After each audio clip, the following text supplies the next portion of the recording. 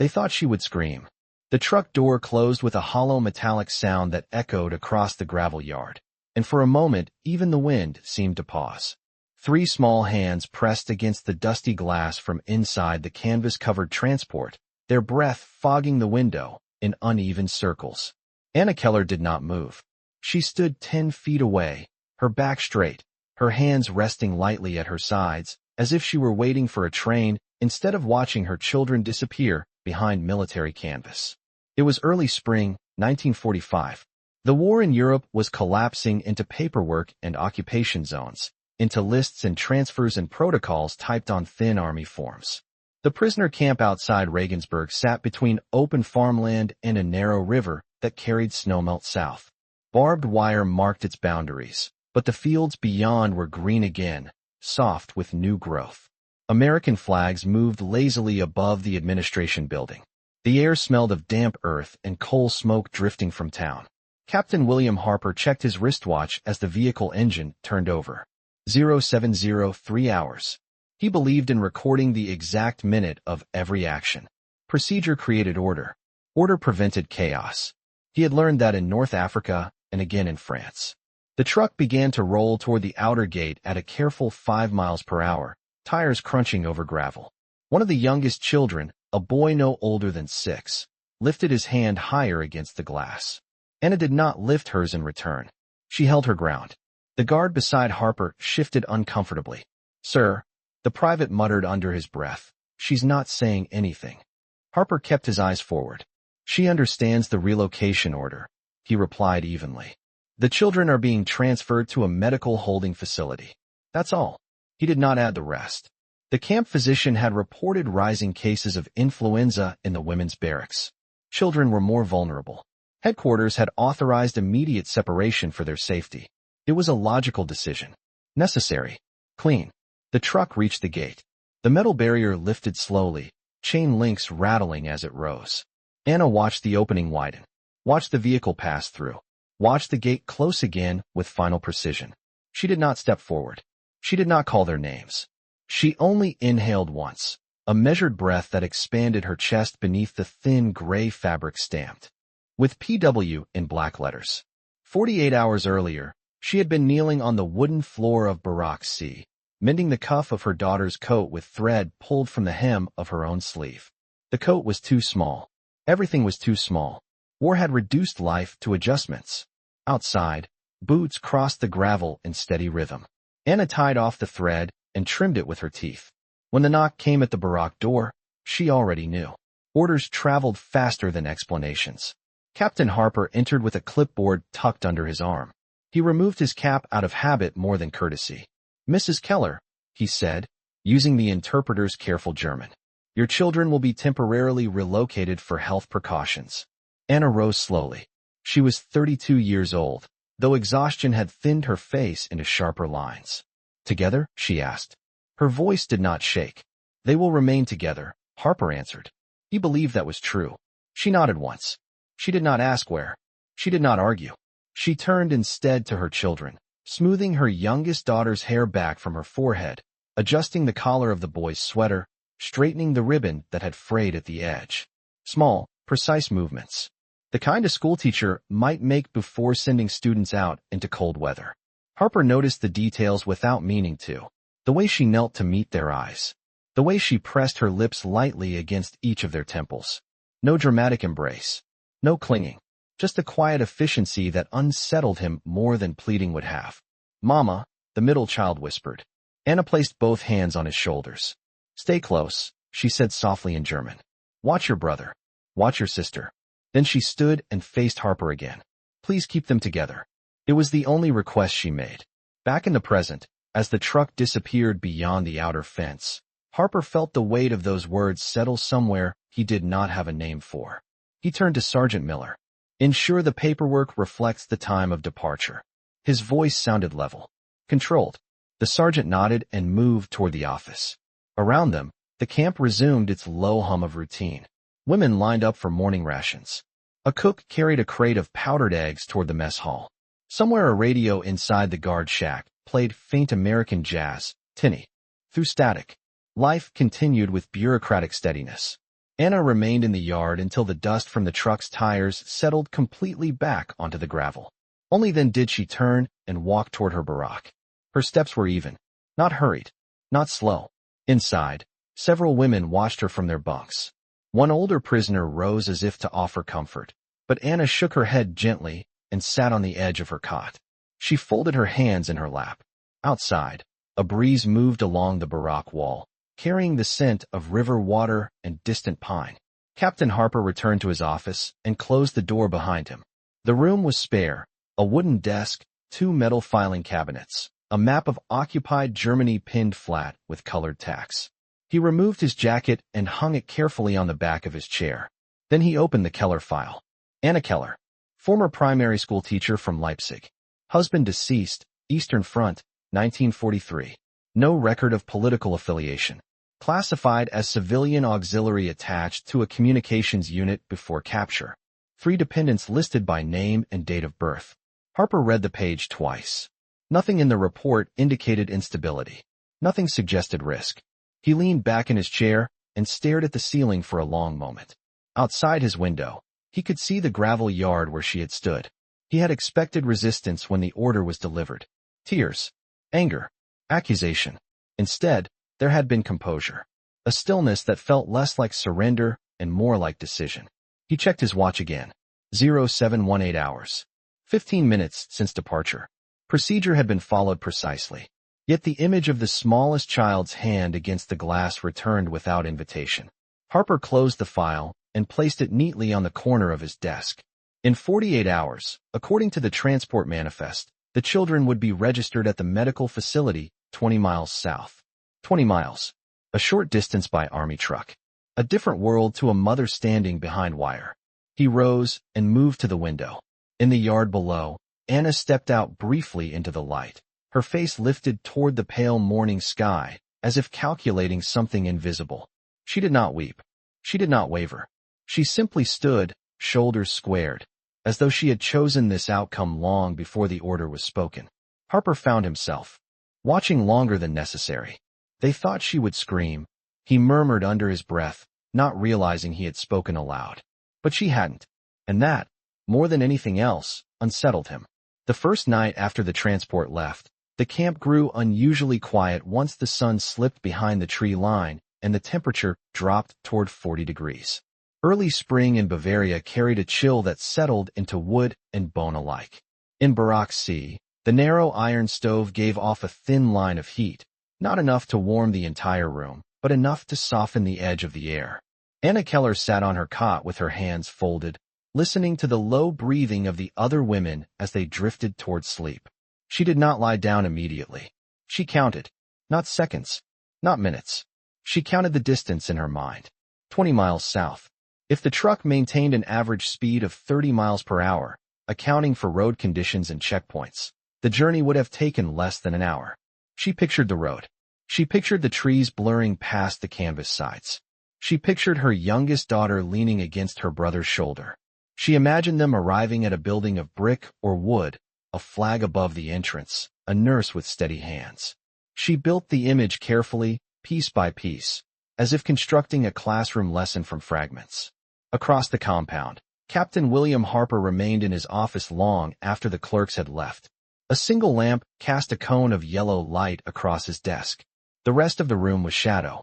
He reviewed supply reports first, then meal inventories, then a memorandum from headquarters regarding the transition of certain camps to civilian oversight. Each document received the same methodical attention. Yet his eyes drifted back to the Keller file resting at the corner of the desk. He opened it again. The paper felt thin between his fingers. He noted the children's names once more, speaking them quietly under his breath to ensure correct pronunciation. He did not know why he felt the need to memorize them. Outside, a sentry's boots moved in slow rhythm along the gravel perimeter. Harper stood and crossed to the window. The yard lay empty under moonlight. The barbed wire glinted faintly like frost. He wondered if she was awake. He told himself it did not matter. Orders had been clear. Medical precaution. Temporary separation. He had seen worse decisions justified by less. Yet something about her composure remained lodged in his thoughts. Not defiance. Not submission. Choice. That was the word that troubled him. as if she had recognized necessity before he had spoken it aloud. In the barack, Anna finally lay back on her cot and closed her eyes. Sleep did not come quickly, but when it did it was light, the kind that breaks at the smallest sound. Before dawn, she rose quietly, folded the thin blanket at the foot of her bed, and stepped outside into the pale blue of early morning. Frost dusted the edges of the yard. She inhaled deeply, the air cool in her lungs. A guard nodded as she passed toward the water pump. She nodded back. Nothing in her expression betrayed turmoil. After breakfast distribution, she approached the administrative building with measured steps. The corporal at the door hesitated before allowing her inside, but Harper had already instructed that she was to be informed of any official updates. She removed her cap respectfully as she entered the office. Harper looked up from his paperwork. "Mrs. Keller," he said evenly. She stood straight, hands clasped in front of her. "I would like confirmation," she said in careful English, her accent pronounced but steady, "that they arrived safely." He appreciated the precision of her request. Not when will they return. Not why did you take them. Only confirmation. Harper consulted the transport log. The vehicle reported arrival at 0836 hours yesterday, he replied. All passengers accounted for. She absorbed the information with a small nod. Thank you. She turned to leave, then paused. How many cases? She asked quietly. Harper understood at once. 6 confirmed cases of influenza in the women's compound, he answered. No fatalities. She inclined her head once more and exited the office. Harper watched the door close behind her. He realized then that she had known. She had recognized the early cough in the barracks, the fever in a neighboring cot. She had understood the risk before the order was drafted. He felt a subtle shift in his own certainty. That afternoon, a supply jeep returned from the southern facility carrying medical correspondence. Harper reviewed the report immediately. The children were housed in a separate wing of a converted schoolhouse, serving as a temporary clinic. Clean cots, adequate rations, on-site physician, no signs of illness at intake. He exhaled slowly, a breath he had not admitted holding. He folded the report and placed it in the Keller file. Later, as the sun lowered again and shadows lengthened across the yard, Harper stepped outside without formal escort. He walked the perimeter at an unhurried pace, boots crunching lightly over gravel. When he reached the far side of the compound, he saw Anna kneeling near a small patch of soil beside the barack wall. The ground there had been disturbed recently. She held a tin cup and poured a careful stream of water onto the earth. Harper stopped a few feet away. What are you planting? He asked after a moment. She looked up. In her palm lay several small seeds. Carrots, she replied. If the weather holds. He considered the simplicity of the act. You expect to harvest them? He asked. She pressed one seed into the soil with deliberate pressure. One must expect something, she said. There was no bitterness in her tone. Only fact. He found himself nodding. The children are well, he added, though she had not asked again. She met his gaze directly. I know, she said. The certainty in her voice caught him off guard. How? He asked before he could stop himself. She rose slowly, brushing soil from her hands. If they were not, she answered, you would not be standing here. The statement hung between them, neither accusation nor praise. Observation. Harper felt the faintest heat rise at the back of his neck. She had read him correctly. He would have avoided her if the report had carried different news. Instead, he had sought proximity without fully understanding why. He glanced toward the horizon, where the sky faded from gold to gray. They will remain there until the outbreak is contained, he said. She nodded. That is wise. No plea for earlier return. No protest. Just acknowledgement. As he turned to walk back toward the administration building, he realized the balance between them had shifted slightly. Authority still rested with him. Orders still bore his signature. Yet the moral weight of the decision no longer felt solely his. She had accepted the separation not as punishment, but as protection. That recognition unsettled him more than defiance ever could. In his office that night, he placed the updated medical report at the top of the Keller file and closed the drawer gently. Outside, the wind moved through the wire fence with a low, steady hum. 48 hours would pass soon. The children would remain safe behind brick walls 20 miles south. And in the quiet space between regulation and compassion, something unspoken had begun to take shape. Not dramatic, not visible, but steady as seeds pressed into cold spring soil waiting for warmth. By the second evening, the air had turned softer, the sharp edge of frost replaced by a damp warmth that hinted at rain. Clouds gathered low over the river valley, muting the sunset into pale shades of gray and silver. In the women's compound, conversation drifted in low murmurs after supper. A few prisoners played a quiet game of cards at a narrow wooden table. Others mended clothing under the dim bulbs that hung from exposed rafters. Anna Keller sat near the small patch of soil where she had pressed the carrot seeds into the ground the day before. She had brought a tin cup of water again, careful not to flood the earth. She poured slowly, letting the moisture sink in. Around her, life moved in subdued rhythm. Inside her, there was calculation. 48 hours would be complete at 0703 hours the next morning. She did not count the minutes aloud.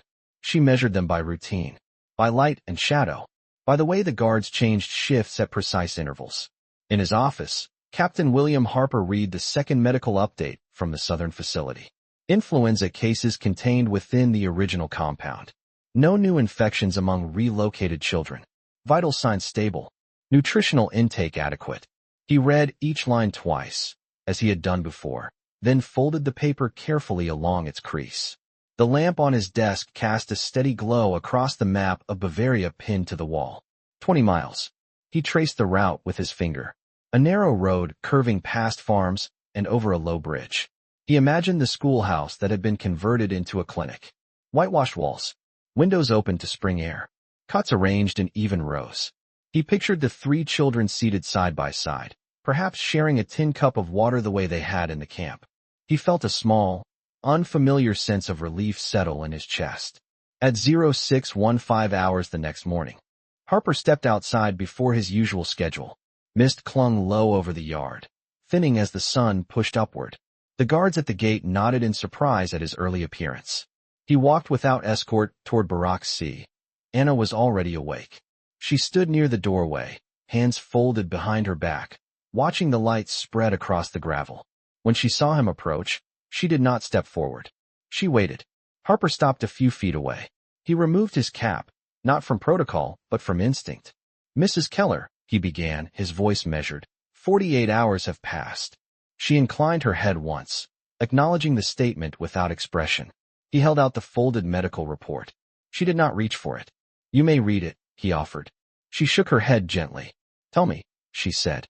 He glanced down at the page, though he had already memorized its contents. "Your children remain in good health. No symptoms observed. They are being housed in a former school building. They have access to medical staff and regular meals." He looked up. "They are together." A breath left her slowly, almost imperceptible, her shoulders lowered by a fraction of an inch. "Thank you," she said, not with relief that burst outward, not with tears, just acknowledgement. Harper hesitated. The formal boundary between officer and prisoner stood intact, yet something within him urged movement beyond it. "I am scheduled to inspect the facility this afternoon," he said. "If you wish, you may accompany the transport." The offer hung in the cool air. A guard several yards away shifted slightly, but remained silent. Anna searched his face, as if measuring the sincerity of the words. "I would like that," she replied. At 1,300 hours, a military jeep rolled toward the outer gate. Harper drove. Anna sat in the passenger seat, hands folded in her lap. The engine hummed steadily as they left the camp behind. Fields opened on either side of the narrow road, green shoots rising in ordered rows. Farmhouses dotted the landscape at wide intervals. The sky had cleared to a pale blue, streaked with high white clouds. For several miles they traveled in silence. Harper kept his eyes forward. Anna watched the countryside pass, her gaze steady. After a time, she spoke. "My husband once drove this road," she said quietly. Harper glanced at her briefly, then back to the road. "Before the war," she added. He nodded. "I am sorry for your loss," he said, the words deliberate, not rehearsed. She inclined her head once. "Loss is not rare," she replied. The statement carried no accusation, only truth. The jeep crossed the low bridge over the river. Water moved beneath them in slow current, reflecting the afternoon light. 20 miles passed in less than an hour. When the schoolhouse came into view, it stood modest and intact, its brick exterior clean against the green fields. An American flag lifted lightly in the breeze above the entrance. Harper parked the Jeep near the front steps. A nurse in a white uniform opened the door as they approached. Inside, the air smelled faintly of soap and boiled potatoes. Children's voices drifted from a side room, soft and overlapping. Anna paused at the threshold, one hand resting briefly against the doorframe. Harper stepped aside, allowing her to enter first. In the converted classroom beyond, 3 small figures sat at a wooden table near the window. The boy was tracing letters on a scrap of paper. The younger girl swung her legs beneath the chair. The oldest looked up first. For a fraction of a second, she seemed unsure whether what she saw was real.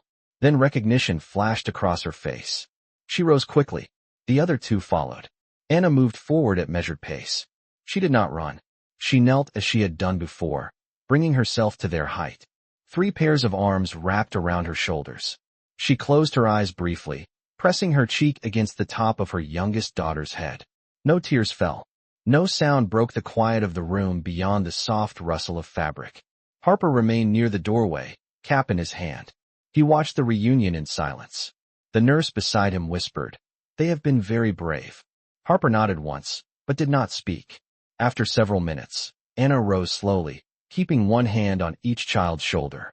She turned toward Harper. "They are well," she said. It was not a question. It was confirmation. "They are," he replied. The room felt warmer than the afternoon outside. Sunlight streamed through tall windows, illuminating dust motes that drifted lazily in the air. Harper stepped back toward the hallway, granting them space.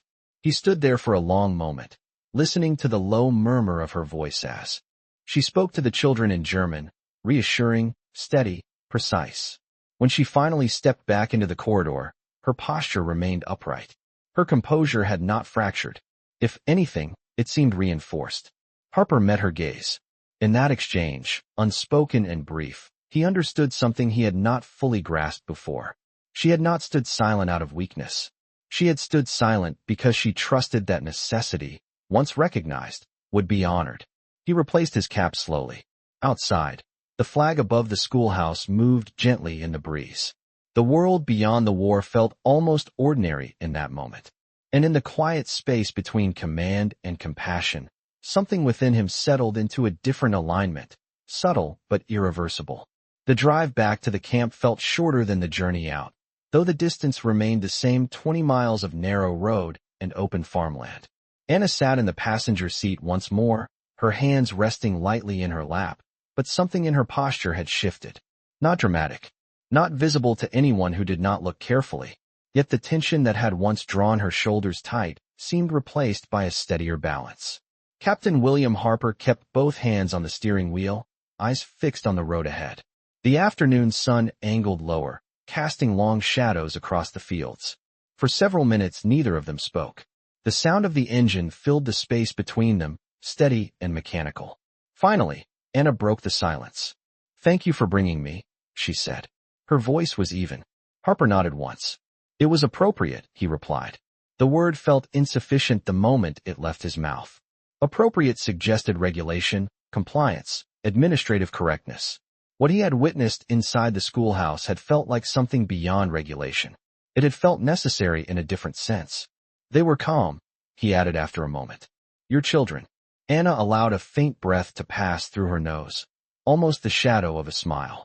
"They learn what they see," she said. He considered that as the Jeep crossed the bridge over the river once more. Water moved beneath them, reflecting the sky in long ripples of silver and blue. He thought of his own childhood in Ohio, of a farmhouse with wide fields and long summers, of his mother standing at the kitchen window waiting for letters from his father during the First War. Children, learn what they see. The phrase lingered in his mind. When they reached the camp gate, the sentries straightened at attention. Harper returned a brief nod. Anna stepped down from the Jeep without hesitation and waited while he secured the vehicle. The gravel beneath their feet sounded sharper now in the cooler air. Word of the visit had not spread, yet the atmosphere inside the compound felt subtly altered. Several women glanced toward Anna as she walked past, searching her expression for signs. She did not announce anything. She did not display relief. She simply returned to her barack and resumed the routine of the evening. Harper stood in the yard for a moment longer than necessary, watching the barack door close behind her. Inside his office, he removed his jacket and placed it carefully over the back of his chair. The Keller file remained where he had left it that morning. He opened it once more, not to verify facts, but to add a note in his own handwriting. Children inspected at medical facility. Condition stable. Mother present during confirmation. No irregularities observed. His pen paused above the paper. He added one more line. Separation justified and correctly executed. The sentence felt formal, yet incomplete. He set the pen down. Outside, the evening bell signaled supper distribution. Life resumed its measured cadence. Over the next several days, the influenza outbreak in the women's compound receded. No additional cases were reported. The camp physician recommended that relocated children remain at the southern facility for one additional week as a precaution. Harper approved the extension without hesitation. He sent a written notice to Anna through the proper channels. She read it standing near the water pump, her eyes moving slowly across the English text. She folded the paper carefully and placed it inside the small pocket sewn into her coat. She did not seek him out immediately. Instead, she returned to the small patch of soil beside the barack wall. Tiny green shoots had begun to press through the surface, fragile and narrow. She knelt and touched the earth lightly around them, ensuring it remained loose. On the fourth evening after the visit, Harper found himself walking again toward that corner of the compound. He had told himself the walk was part of routine inspection, yet his steps carried him directly to the patch of emerging green. Anna looked up as he approached. "They have sprouted," she said quietly. He glanced down at the thin lines of green against the brown soil. "So they have," he replied. For a moment they stood side by side without speaking. The air carried the scent of damp earth and distant wood smoke. In the fading light, the barbed wire along the fence seemed less harsh, almost blending into shadow. "The children will remain another week," he said, though she had already read the notice. She nodded. "That is wise." Again, no protest. He studied her profile in the dimming light. "You understood the reason before I explained it," he said after a pause. She did not look at him immediately. "Illness spreads quickly among children," she answered. "In classrooms, it was always so." He absorbed that. "You trusted the decision." She turned her head then, meeting his gaze directly. "I trusted necessity," she corrected gently. The distinction settled heavily in his mind. Trusting necessity required belief not only in the order itself, but in the person carrying it out. He realized that her composure had been less about submission and more about expectation. She had expected him to act according to the reason he presented. The realization carried weight. That night, Harper remained at his desk long after the clerks departed. He thought about authority, about how easily it could harden into distance, about how rarely it was tested by quiet rather than conflict. He recalled the moment at the schoolhouse when she had knelt to embrace her children without spectacle. No dramatic scene, no accusation, only presence. He understood then that the war had forced many people into roles they had not chosen. Officer, prisoner, widow, guardian. Yet within those roles, there remained room for character, for decision, for standards not written in regulation manuals. A week later, the official clearance arrived. The influenza outbreak had fully subsided. Children cleared for return to primary compound. Harper read the document once, then stood immediately. He did not send a messenger. He walked himself to Barack C. Anna stood outside, near the now taller green shoots, watering them with steady hand. He stopped a few feet away. "Mrs. Keller," he said. She turned. "Your children are cleared to return tomorrow morning." She closed her eyes briefly, as if marking the moment inwardly rather than outwardly. "Thank you," she replied. The next day, at precisely 0836 hours, the transport truck re-entered the camp through the outer gate. 3 small figures stepped down onto the gravel, blinking against the morning light. Anna stood waiting 10 feet away, just as she had before. The distance remained the same. The posture remained upright. Yet this time, as the children ran toward her, she stepped forward to meet them halfway. Harper observed from a respectful distance. No applause followed. No speeches were given. The reunion was simple, contained, dignified. Later, as the camp resumed its ordinary rhythm, Harper returned to his office and removed the Keller file from the drawer. He added a final note beneath the others. Children returned. Condition good. Situation resolved. He paused before closing the folder. In the quiet of the room, He understood that resolution did not erase what had occurred. It clarified it. Authority had been exercised. Necessity had been honored. And somewhere between regulation and trust, a standard had been raised without a single raised voice. Spring settled fully over the camp within days of the children's return.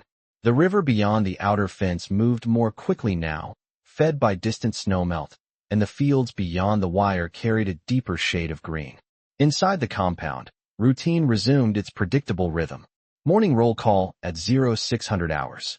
Breakfast at 0630. Work assignments posted by 0700.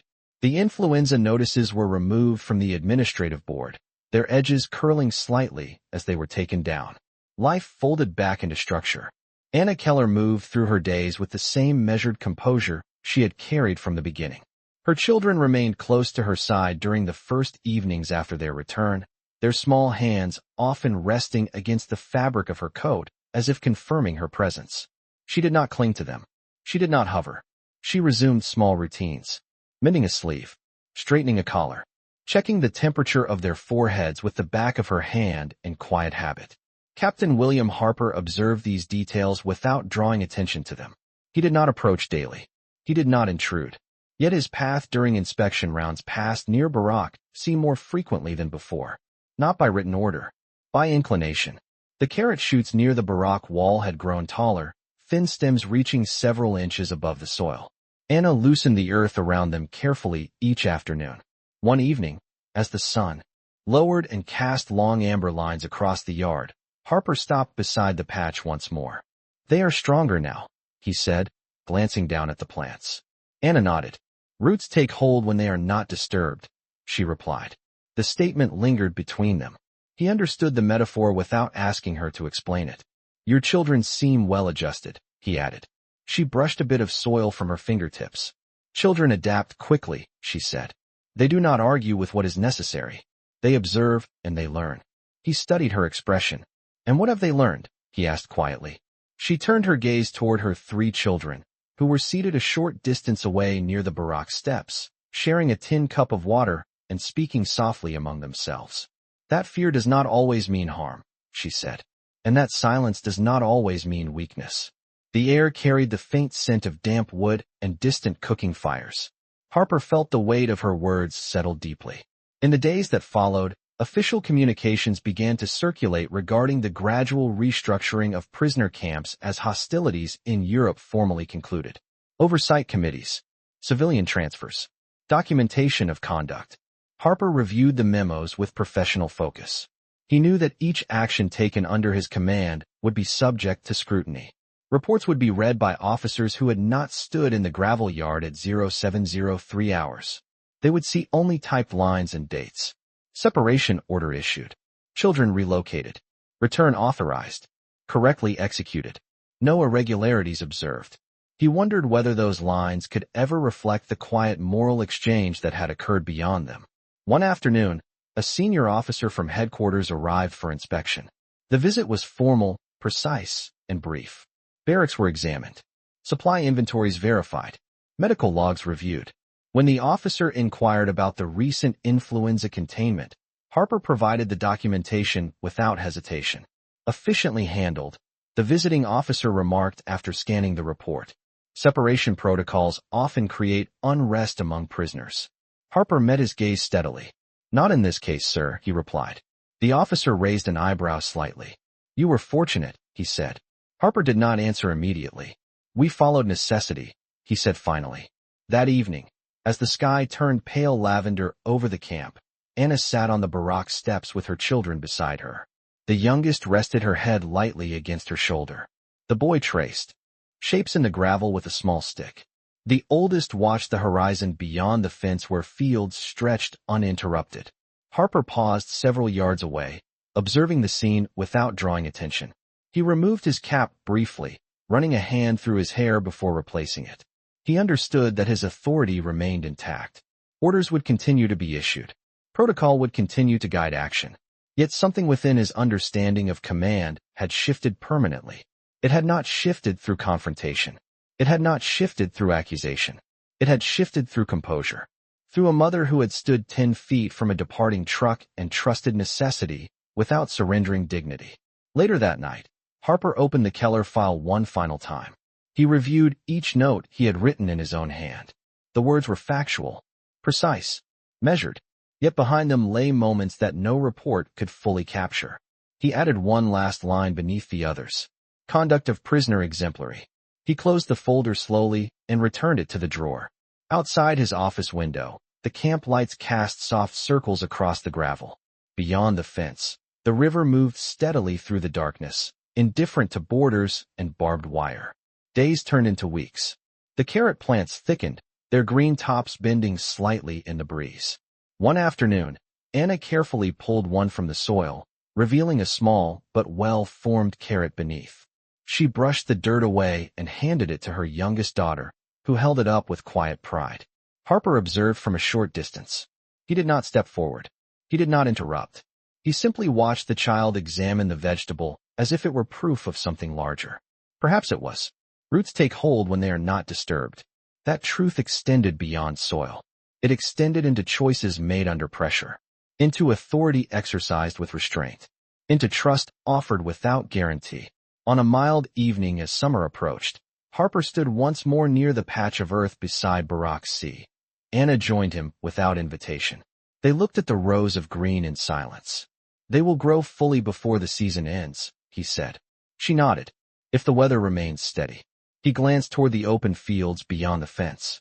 "The weather is changing," he said quietly. "For all of us." She considered that. "Then we must remain steady as well," she replied. He met her gaze for a brief moment. In that exchange, no formal agreement was spoken. No promise was required. The war had rearranged their lives without consent. Yet within that rearrangement, a standard had been set quietly and without demand. She had not raised her voice. She had not challenged his authority. She had trusted him to act according to necessity and conscience. And in doing so, she had required him to rise to that expectation. The camp continued its routines. Paperwork moved through offices. Guards rotated shifts. Children played near Barack steps. But something invisible had shifted within the lines of command. Authority had been tempered by dignity. Regulation had been refined by trust. And in the quiet of a Bavarian spring, beneath a sky that no longer carried the sound of distant conflict, a standard had been raised without proclamation, rooted firmly like seeds pressed into cold soil, waiting for light. By early summer, the camp no longer felt like a place suspended between endings and beginnings. It felt transitional, like a railway platform where people waited with small bundles and uncertain destinations. Official notices increased in frequency. Repatriation schedules were drafted. Civilian review boards were formed. Names were called in alphabetical order for interviews that would determine where each prisoner would go when the gates finally opened. The gravel yard, once tense with rigid routine, carried a quieter expectancy. Anna Keller stood in line one morning with her children beside her as her name was read from a clipboard. She stepped forward without hesitation. Captain William Harper observed from several yards away, his posture formal, his expression composed. He had received word 2 days earlier that his own reassignment orders were being processed. The occupation structure would soon shift to long-term administrative command. Younger officers would rotate home. He did not yet know whether his name would be among them. Inside the administrative building, Anna answered questions calmly. Place of birth, former occupation, family members remaining, intentions upon release. Her English remained careful but clear. She did not embellish. She did not dramatize. When asked whether she harbored resentment toward her treatment, she paused only briefly before replying. "I was treated according to necessity," she said. The civilian officer conducting the interview made a small notation and moved to the next line. Outside, Harper stood by the window, listening without appearing to do so. The phrase struck him with familiar weight. According to necessity. When Anna exited the building, her children clustered near her immediately. She rested a hand lightly on her son's shoulder, guiding him toward the barack. Harper approached at measured pace. "Your review is complete," he said. She nodded. "Yes. The board recommends phased release within 60 days, he continued. Pending transport coordination. She absorbed the information with quiet acknowledgement. 60 days. 2 months measured in sunrises and ration lines, and the slow growth of carrots near the barack wall. That is sufficient time, she said. He inclined his head slightly. If you require documentation for travel once released, I can provide a formal character statement, he added. The offer was not routine. She studied him briefly, recognizing the significance beneath the formality. Thank you, she replied. That would be helpful. In the weeks that followed, the compound began to thin. Small groups departed under escort toward rail stations that connected to wider Germany. Some left with visible relief, others with uncertainty written across their faces. Each departure felt less like an end and more like an unfolding. Anna continued her routines without change. She tended the remaining rows of carrots, harvesting them one by one as they matured. She shared them equally among her children and two older women in the barrack who had no family nearby. Harper noticed the pattern. She did not hoard what she had grown. She distributed it evenly, without announcement.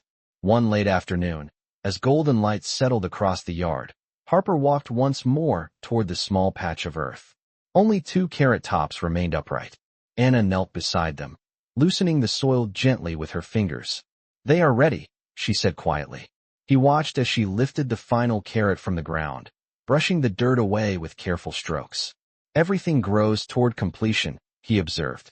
She rose and held the carrot for a moment before handing it to her eldest daughter. If tended, she replied. The breeze carried the scent of warm grass and distant water. For a long moment, they stood without speaking. The camp around them felt less rigid now, as if the invisible tension that had once held it taut had gradually released. Harper removed a folded document from inside his jacket. Your character statement, he said. She accepted the paper with both hands. Her eyes moved across the lines slowly. Conduct exemplary. Cooperation consistent. Demonstrated composure under administrative action. He had chosen each phrase deliberately, ensuring that what could not be recorded in detail was at least implied in tone. She folded the paper carefully. You have written truthfully, she said. He met her gaze. I have written accurately, he replied. 2 weeks later, official notice arrived confirming her departure date. A transport truck would arrive at 0900 hours on a clear morning in late June. When the day came, the sky was wide and blue, unbroken by cloud. The gravel yard seemed brighter than usual. Several guards stood at ease rather than rigid attention. The truck engine idled softly near the outer gate. Anna stood with her children beside her, small bundles tied neatly with cloth. She did not rush. She did not linger. She walked toward the vehicle with measured steps. Harper stood 10 feet away, the same distance from which he had once watched her children depart. The symmetry did not escape him. As she reached the truck, she turned once more. Not dramatically, not as a farewell gesture, simply to meet his eyes across the space between them. Captain Harper, she said. He removed his cap. Mrs. Keller. There were many words that could have been spoken. Gratitude. Apology. Reflection. None were necessary. Remain steady, she said softly. He inclined his head. You as well. She helped her children climb into the truck, adjusting a collar one final time, ensuring a ribbon lay flat against a braid. Then she stepped up herself. The door closed with a familiar metallic sound. The engine shifted into gear.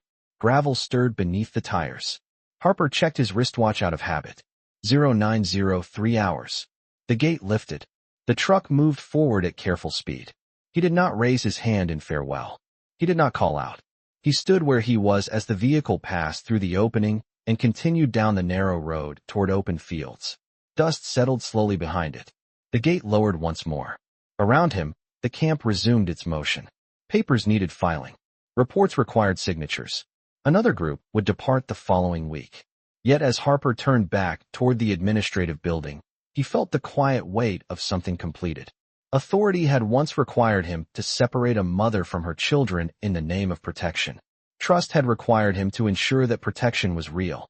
Over time, the exchange between them had refined his understanding of command in ways no manual could instruct. He entered his office and removed the Keller file from the drawer one final time.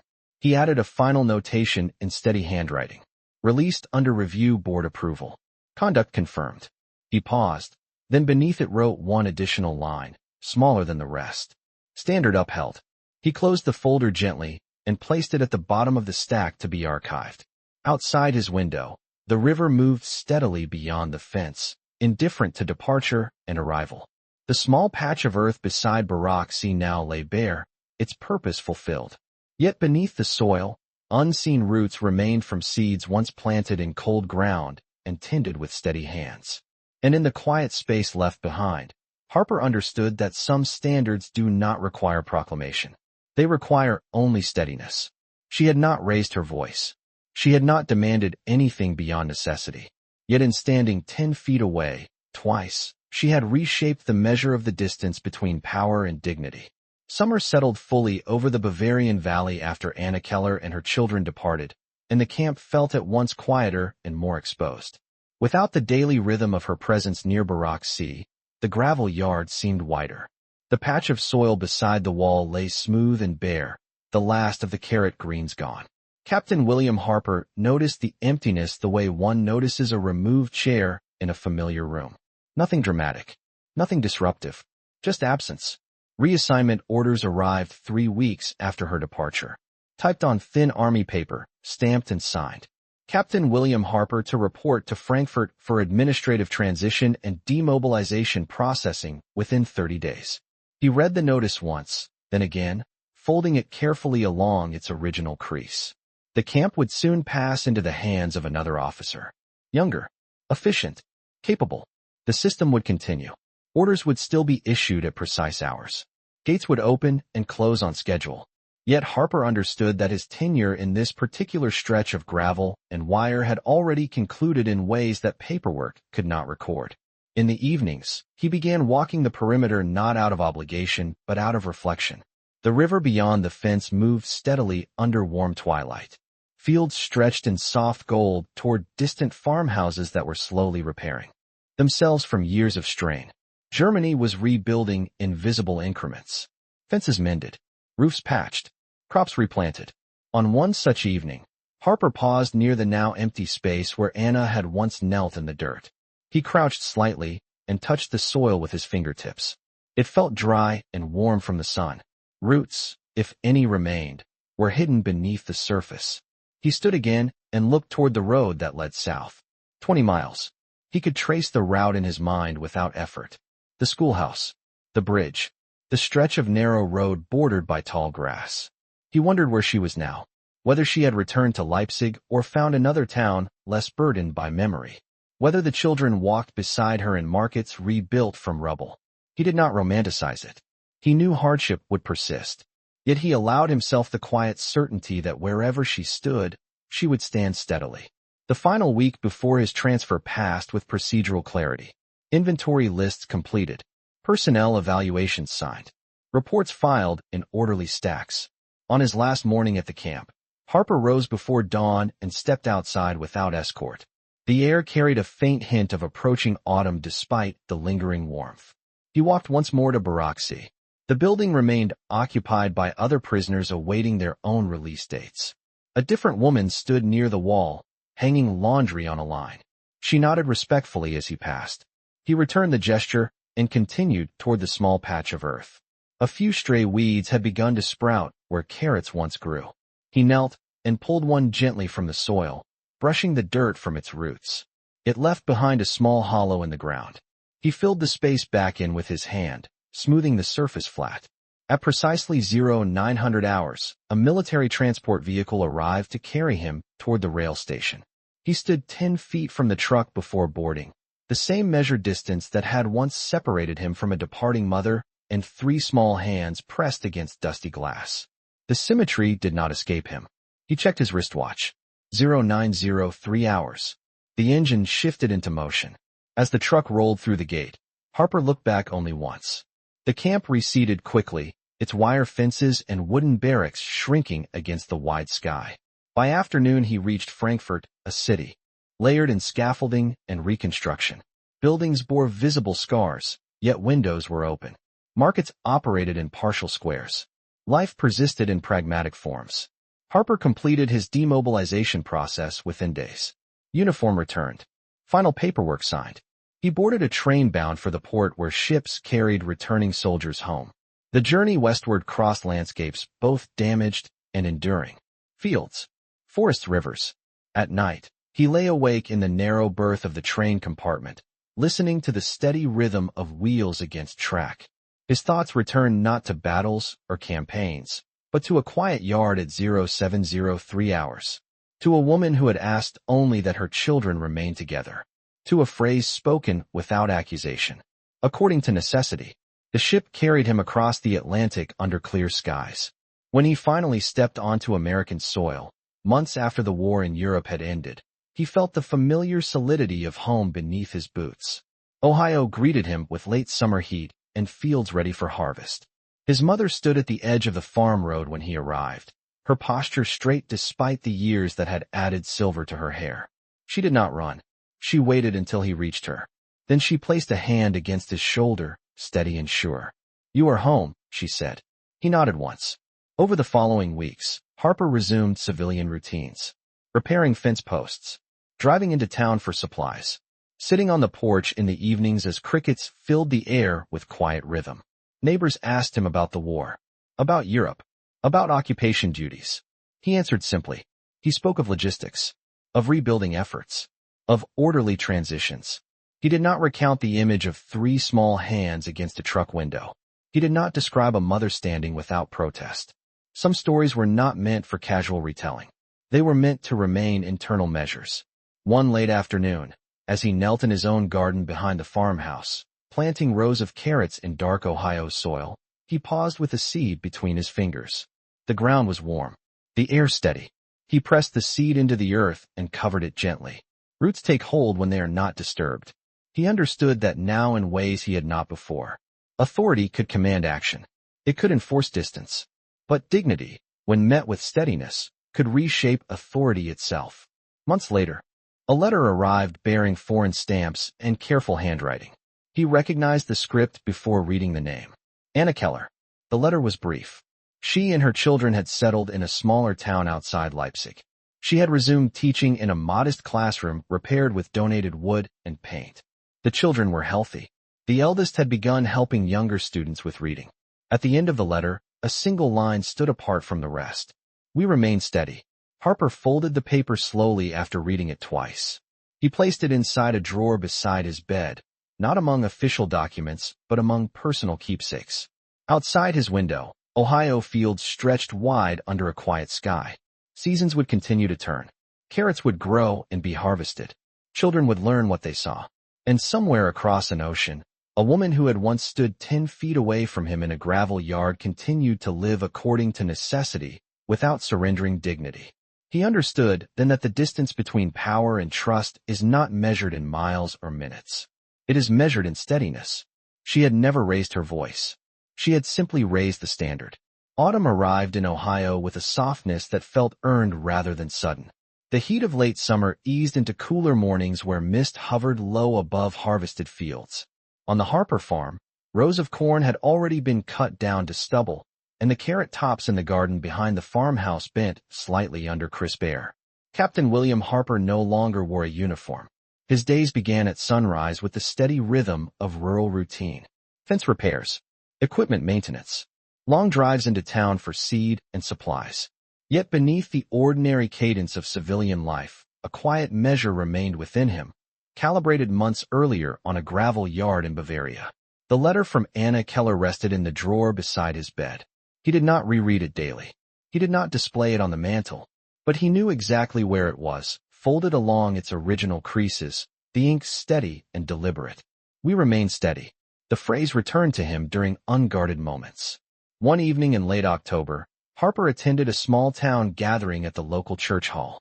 Veterans of the war were invited to speak about their service overseas. The room carried the scent of coffee and fresh bread. Folding chairs lined the walls. Men in their 20s and 30s stood beside older farmers who had once worn uniforms in another war.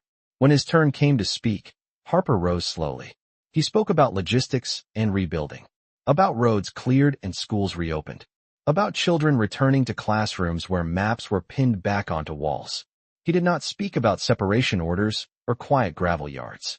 He did not describe a mother standing 10 feet away from a departing truck. Some lessons were not meant to be summarized in public halls. They were meant to settle into character over time. After the gathering, a young boy approached him near the doorway. "Were you scared over there?" the child asked with unfiltered curiosity. Harper considered the question carefully. There were difficult moments, he replied. But what mattered most was how we handled them. The boy nodded as if satisfied. Harper watched him rejoin his family, small hands slipping easily into his mother's. That image lingered longer than the applause had. Winter followed quickly. Frost edged the farmhouse windows each morning, and the river beyond the fields moved more slowly under a gray sky. Harper's mother kept a kettle on the stove throughout the day, steam rising in quiet curls. Life contracted inward during those months. Evenings were spent near the fireplace, newspapers folded neatly on the small table between two chairs. One night, as snow fell lightly against the roof, Harper opened the drawer beside his bed and removed the letter once more. He read it slowly. Anna had written of her classroom, of wooden desks repaired with donated boards, of children who carried more questions than answers. She wrote that her eldest daughter now helped younger students with reading exercises. She described a window in the classroom that faced east, where morning light reached the chalkboard first. She did not mention hardship in detail. She did not dwell on scarcity. She wrote only what was necessary. At the bottom of the page, beneath her name, the line remained. We remained steady. Harper folded the letter carefully and placed it back in the drawer. Outside, snow continued to fall in small, even flakes. Seasons turned as they always had. In Bavaria, winter would now be touching rooftops as well. He imagined a modest schoolhouse where children recited lessons in low voices, their breath visible in cool morning air. He imagined Anna standing near a window, posture upright, correcting handwriting with patient precision. She would not dramatize the past. She would not instruct her students through resentment. She would teach them steadiness. When spring returned to Ohio, Harper planted carrots again in the small garden behind the farmhouse.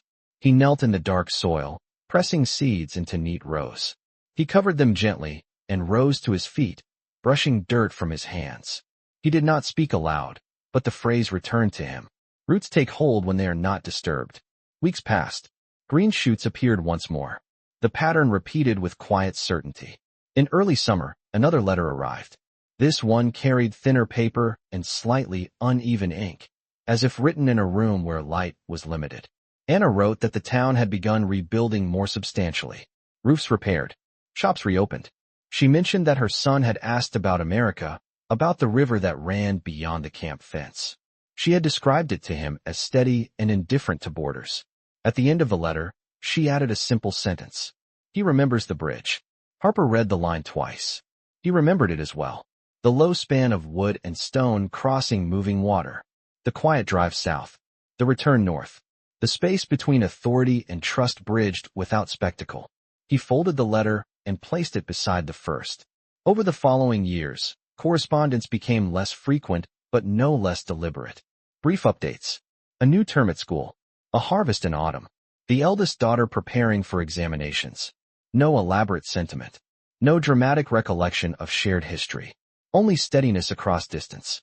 One late afternoon, nearly 5 years after the war had ended, Harper stood at the edge of his field watching sunlight fall across rows of ripening crops. His hair had begun to gray at the temples. Lines marked the corners of his eyes. Yet when he closed them briefly, he could still see a gravel yard in Bavaria and a woman standing 10 feet away, trusting necessity without surrendering dignity. He understood now that leadership would follow him into every aspect of his life. Into how he spoke to farmhands. Into how he listened to neighbors. Into how he responded when difficulty arose. Authority could be exercised loudly or quietly. It could demand obedience or invite trust. He had learned that the latter required greater steadiness. That evening, as crickets began their low rhythm in the grass, Harper returned to the farmhouse porch. He sat in the wooden chair his father had once used, hands resting loosely on his knees. The sky above Ohio darkened slowly, stars appearing one by one. Across an ocean, another sky would be darkening as well. In a classroom rebuilt with careful hands, a teacher would be closing a window against the night air. Children would walk home along narrow streets, their footsteps steady against stone. The distance between them remained thousands of miles.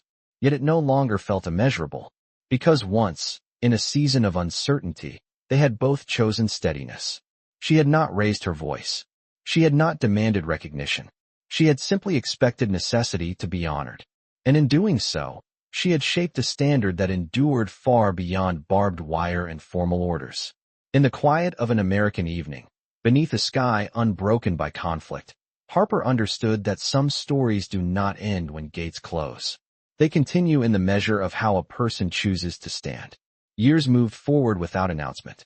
Harvests came and went in Ohio, each season marked by predictable labor and quiet completion. Captain William Harper no longer thought of himself primarily as a former officer. He was a farmer, a son, eventually a husband. The war receded into the background of conversations, replaced by discussions of crop yields, weather patterns, and the price of feed. Yet certain memories did not fade with time. They did not intrude. They simply remained. One early morning nearly a decade after his return, Harper stood at the edge of his field watching fog lift from the ground in long, silver strands. He held a letter in his hand, thinner now from repeated unfolding. The ink had begun to soften at the edges, but the handwriting remained deliberate. Anna Keller wrote less frequently now. Life had demanded more of her time. Children grew. Responsibilities expanded. The eldest daughter had completed her studies and begun assisting full-time at the schoolhouse. The son had taken interest in engineering, fascinated by bridges and mechanical drawings. The youngest, once small enough to press her hand against dusty glass, now wrote short notes of her own at the bottom of her mother's letters. They did not dwell on the past. They referenced it only, when necessary, a memory of a river, a recollection of American rations tasting unfamiliar but filling, a brief mention of a man who had ensured that necessity had not become cruelty. Harper folded the letter and slipped it into the pocket of his work jacket. That afternoon, he drove into town to deliver produce. The road curved gently through rolling hills that had long since repaired themselves from the strain of war years. Children rode bicycles along the shoulder.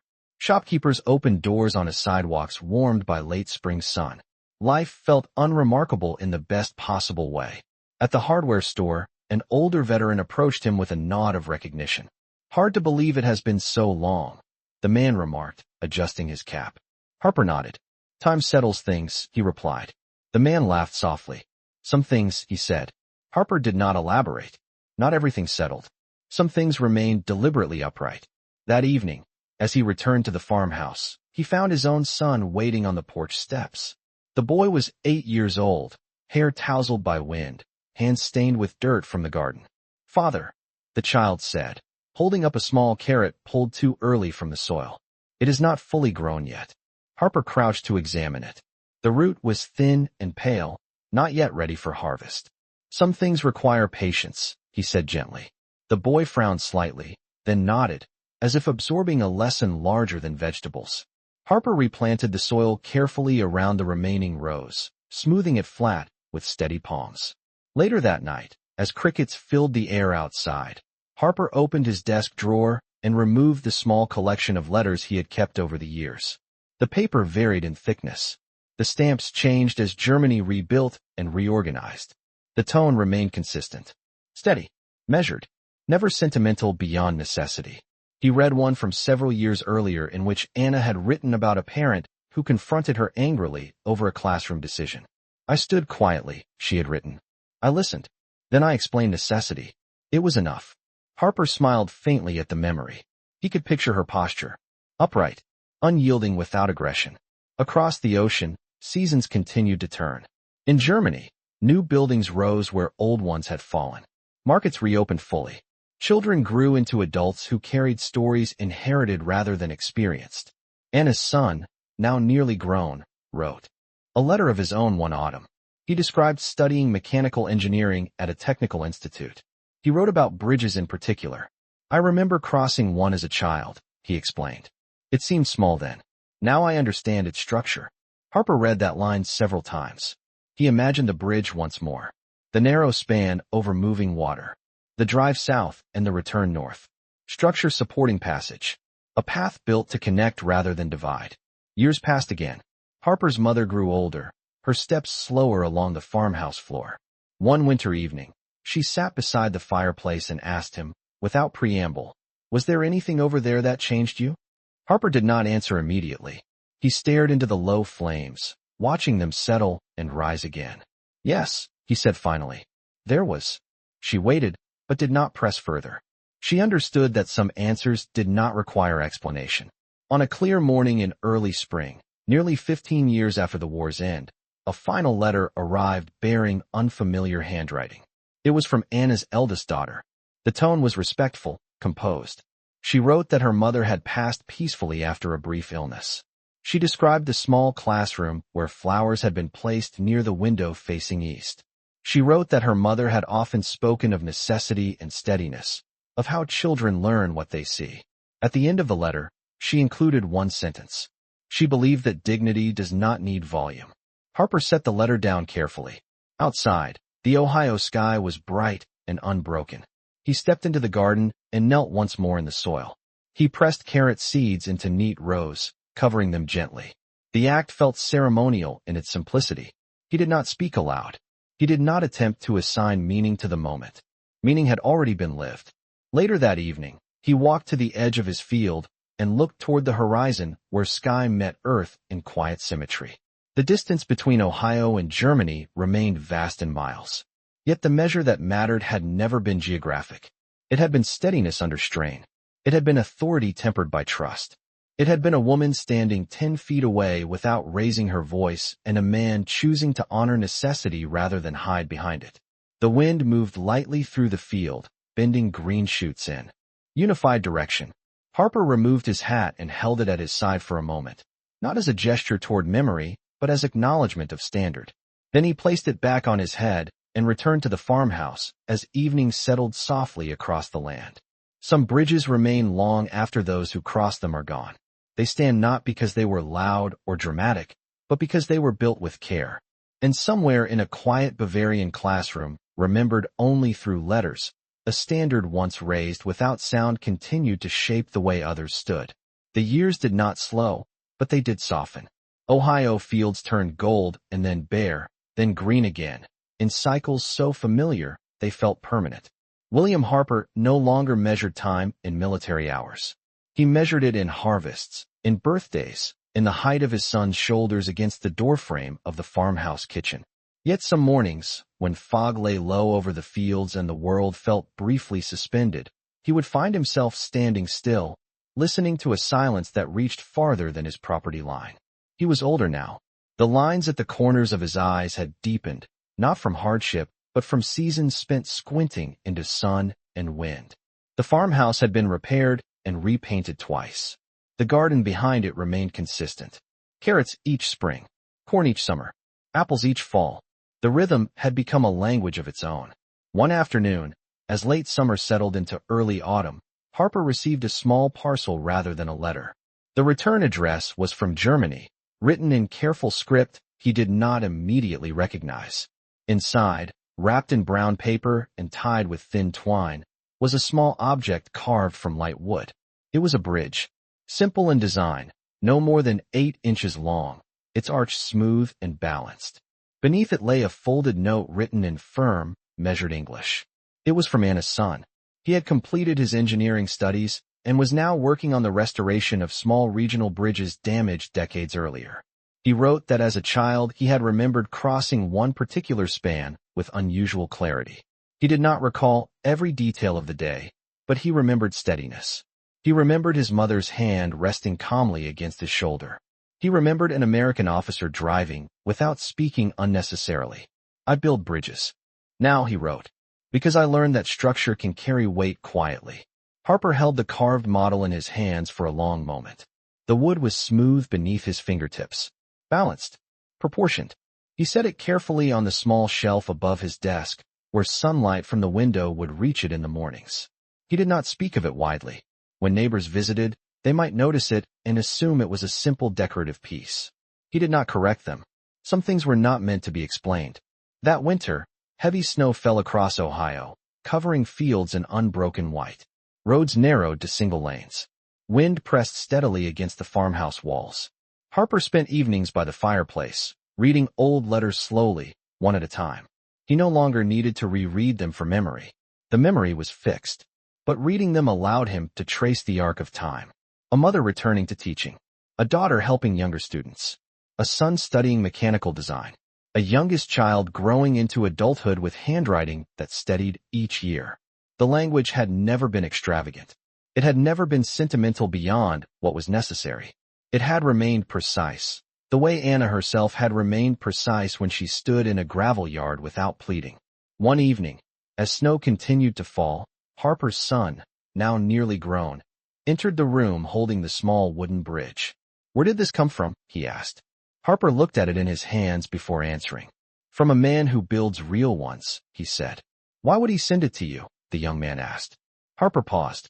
He could have told the story in detail. The separation order, the visit to the schoolhouse, the phrase "according to necessity." Instead, he answered simply, "Because once, I drove him across one."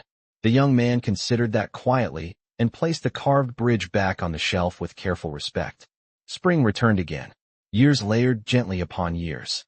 Harper's mother passed peacefully one quiet morning, her breathing slowing beside the kitchen window that faced east. The farmhouse felt different without her presence, yet not diminished. Life adjusted. It always had. Harper continued planting carrots each season, pressing seeds into the soil with steady hands. He found that he no longer thought of the act as symbolic. It had become integrated, natural.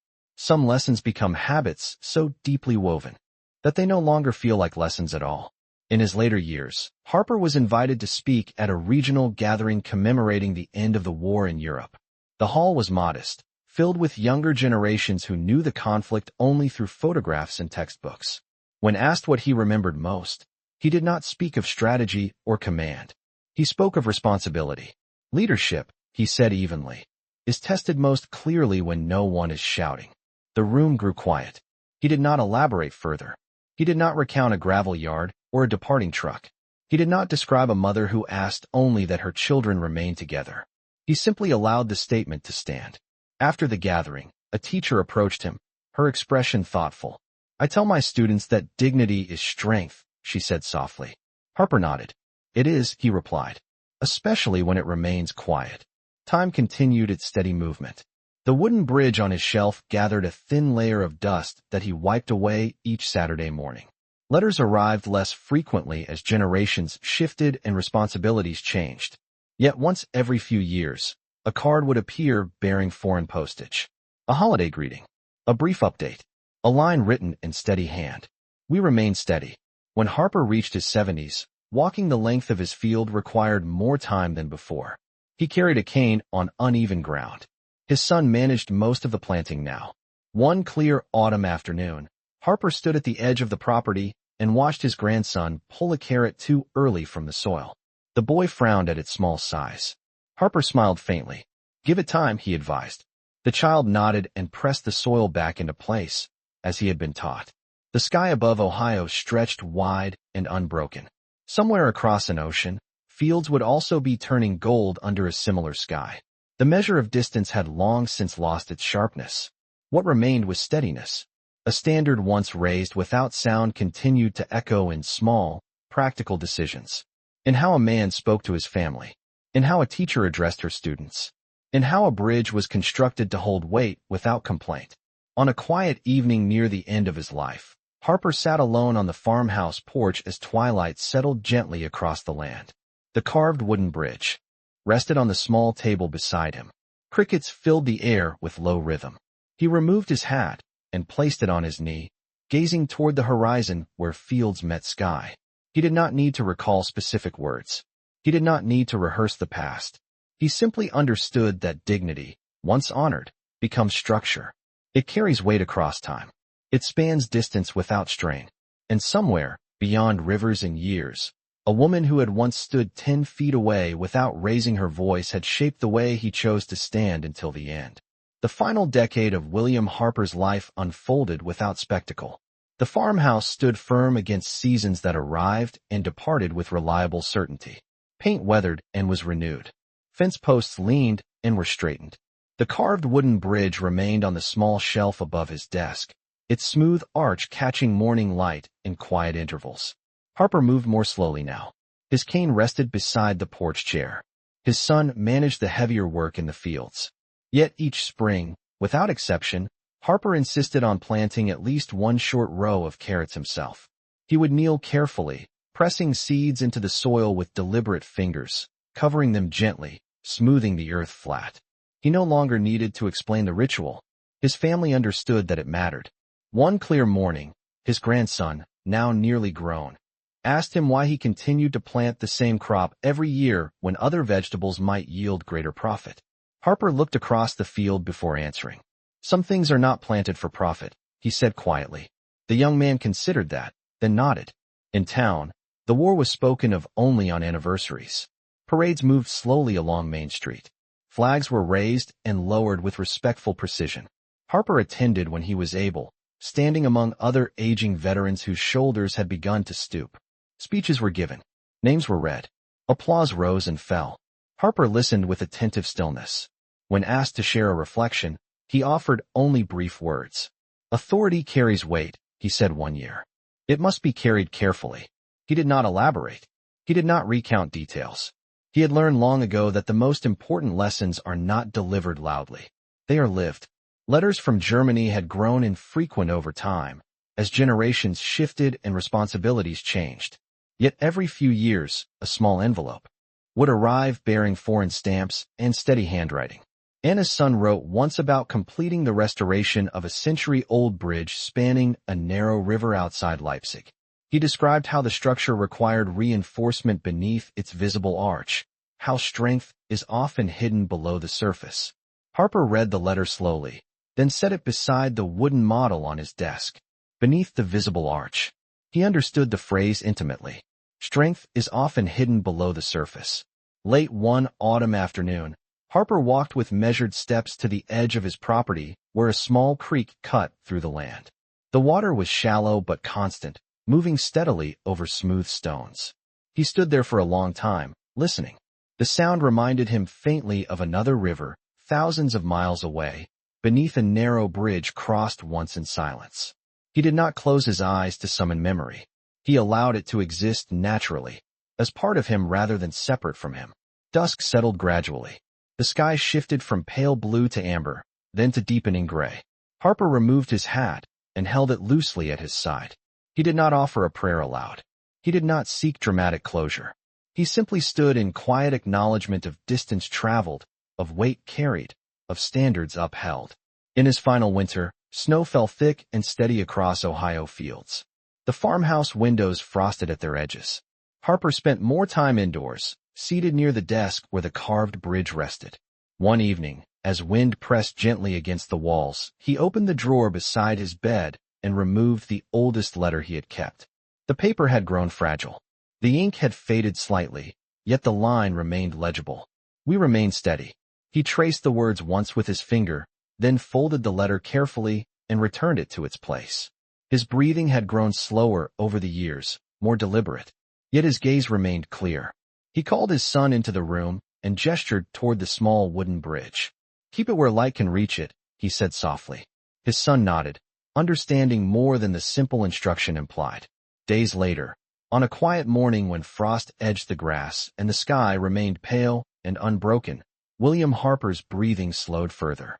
He rested in his bed facing the window that caught the earliest light. His son and grandson stood nearby, hands clasped loosely, not in panic but in presence. Harper did not speak many words. He did not recount past events. He did not offer extended advice. He simply looked toward the light as it reached the edge of the room. Then, without struggle or sound, his breathing stilled. Outside, the creek continued its steady movement over stone. In Germany, on that same day, Anna's son stood on a completed bridge overlooking a narrow river near Leipzig. The structure held firm beneath his boots.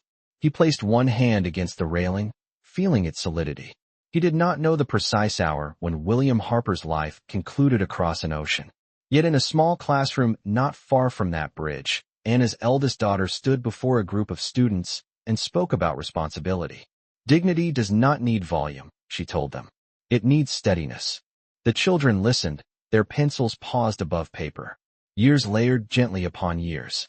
In Ohio, the carved wooden bridge remained on a shelf by a window, sunlight touching its arch each morning. In Germany, a restored span carried pedestrians across flowing water, its strength anchored beneath visible surface. No monument bore their names together. No plaque marked the distance once bridged. Yet the measure endured in quiet ways. In gardens planted carefully each spring. In bridges built to hold weight without complaint. In classrooms where children learned that silence can be strength. And somewhere in the space between memory and present light, a standard once raised without sound continued to stand, steady as roots beneath soil, firm as structure beneath arch, unshaken by years. Spring returned to Ohio, without ceremony the year after William Harper's passing. Snow withdrew from the fields in uneven patches, revealing dark soil beneath. The farmhouse remained unchanged in structure, yet its silence carried a different weight. His son rose early on the first clear morning of planting season and walked alone to the small garden behind the house. The carved wooden bridge still rested on the shelf by the window inside, catching the first light of dawn as it always had. He paused there briefly before stepping outside, as if acknowledging an unseen instruction. The soil felt cool under his boots. He knelt in the same narrow row where his father had planted carrots each year. For a moment, he simply rested his palm against the earth. Then he pressed seeds into the ground with steady fingers, covering them carefully, smoothing the surface flat. He did not speak aloud. He did not frame the act as ritual. It had become something quieter than ritual. It had become inheritance. In Germany, that same spring, Anna Keller's eldest daughter stood at the front of a classroom filled with new students who had never known war directly. The walls were freshly painted. Sunlight entered through tall windows facing east, illuminating chalk dust suspended in the air. On the wall behind her hung a simple map of Europe. During a lesson on responsibility and civic duty, a student asked how one responds when authority feels overwhelming. The question lingered in the room. The teacher did not answer quickly. She stepped toward the window and looked briefly at the light before turning back. "You remain steady," she said. "You measure what is necessary. You do not surrender your dignity." The children listened carefully, pencils paused above paper. None of them knew the origin of that lesson. It did not need explanation. Years continued to move forward on both sides of the ocean. In Ohio, the carrot tops rose in thin green lines against dark soil. Harper's grandson, now old enough to manage the fields himself, knelt beside his father during early summer harvest. He pulled one carrot from the earth and examined its shape. Straight, firm, ready. He held it up without speaking. His father nodded once. The wooden bridge inside the farmhouse remained in its place, dusted each Saturday morning as instructed. Visitors sometimes asked about it. "It is from Germany," the family would reply simply. No further details were offered. In Bavaria, Anna's son stood one afternoon upon a restored stone bridge spanning a narrow river near Leipzig. Beneath him, water moved steadily over smooth rock. He had overseen the reinforcement of its foundations the previous year, ensuring that unseen supports carried weight beneath visible structure. A colleague asked him why he insisted on inspecting every joint personally. He answered without hesitation, "Because structure must be trusted." The phrase carried deeper meaning than engineering alone. He rested his hand against the railing, feeling the cool solidity beneath his palm. The distance between Ohio and Germany remained measured in thousands of miles. Yet correspondence, though less frequent, still crossed the Atlantic in occasional envelopes bearing careful handwriting. After Harper's passing, his son had written a brief letter informing Anna's family of the news. The reply that came weeks later was steady and composed. Anna's daughter wrote that her mother would have acknowledged the end of life the same way she had faced its uncertainties. With composure, with clarity. She included a single sentence near the end. "The standard remains." The phrase was neither grand nor sentimental. It did not need to be. Standards do not fade when the voices that first embodied them fall silent. They continue in action, in posture, in decision. On a mild autumn evening years later, a small gathering took place in the Ohio farmhouse to celebrate the grandson's completion of agricultural studies at a nearby university. Neighbors filled the porch. Lanterns glowed softly against gathering dusk. During the meal, the young man rose unexpectedly and walked inside. He returned holding the carved wooden bridge. He placed it gently at the center of the long wooden table. "This," he said quietly, "reminds us to carry weight carefully." The room fell silent for a moment. Then conversation resumed in low, respectful tones. No one asked for elaboration. In Germany, During a similar autumn gathering, Anna's grandchildren sat around a modest dining table while their uncle described the bridge he had restored near the river. "It stands because its foundation is steady," he explained. A child asked if bridges ever become tired. He smiled faintly. "Only if they are built without care." The lesson traveled not through proclamation, but through example. Decades layered gently upon decades. The farmhouse in Ohio weathered storms and sunshine alike. The classroom in Bavaria welcomed new students each year. The restored bridge carried footsteps across flowing water without complaint. No headlines marked these continuities. No monuments were erected to commemorate a moment in a gravel yard long past. Yet the measure of that moment endured invisibly within choices made daily. Authority exercised with restraint. Dignity maintained without display. Trust honored when tested. On a clear spring morning many years after both Anna Keller and William Harper had passed from this world, two separate children, one in Ohio and one in Germany, knelt in soil thousands of miles apart. One pressed carrot seeds into earth behind a farmhouse. The other helped plant flowers beside a schoolhouse window facing east. Neither knew the full story that had shaped the posture of their elders. They did not need to. They pressed seeds into ground with small, careful hands. They covered them gently. They stood and waited for growth that would come quietly. Rivers continued to move beneath bridges. Fields continued to rise and fall with seasons.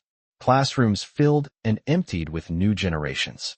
The carved wooden bridge in Ohio remained in place, light touching its arch each dawn. In Germany, the stone bridge over the narrow river bore the weight of footsteps day after day. No plaque connected these two spans across distance. No inscription recorded the origin of the standard that shaped them. Yet the measure remained. She had once stood without raising her voice. He had once chosen to honor necessity rather than hide behind authority. From that exchange, quiet and unadorned, structure had formed. Not loud, not dramatic, steady, and in the unbroken rhythm of seasons turning across continents, that steadiness continued to carry weight without complaint. The story did not end with a farewell or a final letter. It did not end with a gate closing or a bridge completed. It continued in quieter forms, in ordinary days that did not announce their significance. In Ohio, decades after the war had faded into history books, the farmhouse still stood against wide skies that shifted from pale blue to amber each evening. The carved wooden bridge remained on its shelf near the window, sunlight tracing its arch at dawn before retreating toward afternoon shadow. Harper's grandson, now a father himself, had moved the small model only once, to dust beneath it more thoroughly. He had returned it to its exact position, aligning it carefully so that light would strike it in the same way his grandfather had preferred. He did not speak about why he paid attention to such details. He simply did. In Bavaria, the stone bridge over the narrow river bore the weight of new generations crossing daily. Students walked across it on their way to school. Shopkeepers crossed with baskets balanced against their hips. Tourists paused to look at water moving steadily beneath its arch. Anna's son, older now, had retired from active engineering work, but still visited the structure occasionally, running his hand along the railing as if confirming that unseen supports remained sound. He would sometimes stand there in early morning when the river mist rose in thin layers, and he would remember a drive taken decades earlier, seated beside his mother. In a military jeep that carried more than bodies. It had carried trust. In Ohio, one spring morning, a small boy knelt in soil behind the farmhouse, pressing carrot seeds into the earth with fingers still uncertain but determined. His father stood nearby, watching without correcting unnecessarily. "Cover them gently," he advised. The child nodded and smoothed the dirt flat. He did not know why carrots mattered in that particular garden. He did not need to know. The lesson was not about vegetables. It was about care. In Germany, in a classroom that faced east, Anna's granddaughter stood before a group of students holding a thin notebook. She had become a teacher as well. On the first day of term, she wrote a single sentence on the chalkboard. "Dignity requires no volume." The children copied it carefully, some without fully understanding its depth. She did not explain its origin. She did not recount the story of a camp or a separation. She simply let the words settle into the room. Across continents, time continued its steady motion. The world changed in ways neither Anna Keller nor William Harper could have predicted. Technology advanced. Borders shifted. New conflicts arose and were resolved. Yet beneath those visible changes, quieter currents remained constant. Responsibility, restraint, trust honored when tested. In Ohio, the wooden bridge weathered small cracks over years of sunlight and seasonal humidity. One autumn, Harper's grandson noticed a thin split forming along the arch. He removed it gently from the shelf and applied a careful line of wood glue, pressing the pieces together until the seam held firm again. He waited patiently for it to dry before returning it to its place. Structure must be trusted. Strength often rests beneath the surface. The phrases were not written anywhere in the house, yet they guided hands in small decisions. In Bavaria, the stone bridge required maintenance after a particularly heavy winter thaw. Engineers reinforced its foundation beneath flowing water, unseen by pedestrians who crossed above. Anna's son oversaw the project from the riverbank, offering guidance without raising his voice. He no longer carried official authority. He carried experience. When a younger engineer grew frustrated at the slow pace of work, he responded calmly. "If we rush," he said, "we weaken what we cannot see." The lesson extended beyond stone and mortar.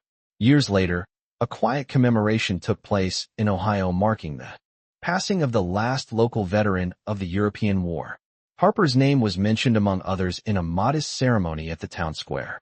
There were no elaborate speeches, only a reading of names and a moment of silence. As the crowd dispersed, Harper's great-grandson lingered near the small plaque bearing the list.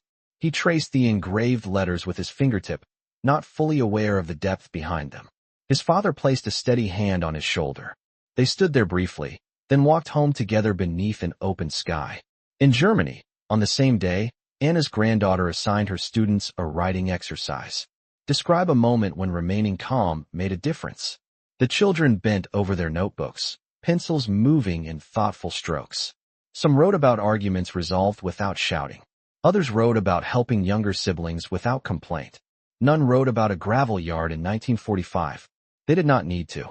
The standard had traveled forward without requiring its origin to be repeated.